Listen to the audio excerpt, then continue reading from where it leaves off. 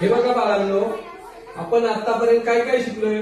काना शिकलोय, वेलांटी शिकलोय, उकार शिकलोय, मात्रा शिकलोय, दोन मात्रे शिकलोय, मात्रा आणि काना शिकलोय, बरोबर ना? तर आज आपल्याला औ शिकायचं. काय शिकायचंय? औ शिकायचंय. म्हणजेच काय शिकायचंय? तर काना आणि दोन मात्रे शिकायचे. आता बघा, इथं आज आपण कोणतं अक्षर शिकलोय? भ भाकरीचा शिकलोय की नाही? हा बघा, भला जर काना दिला आपण तर काय वाचतोय? हा. वेलांटी दिली, उकार दिला, एक मात्रा दिला, दोन मात्रे दिले, काना आणि एक मात्रा दिला. हो.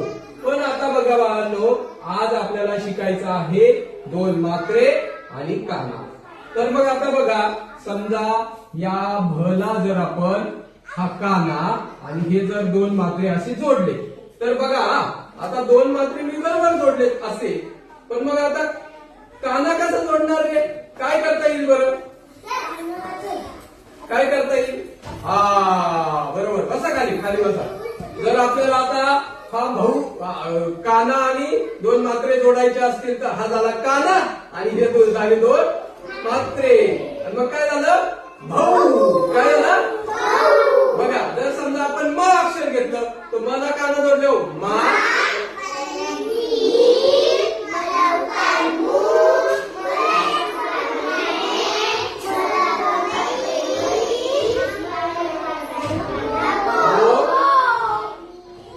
आणि मला काय?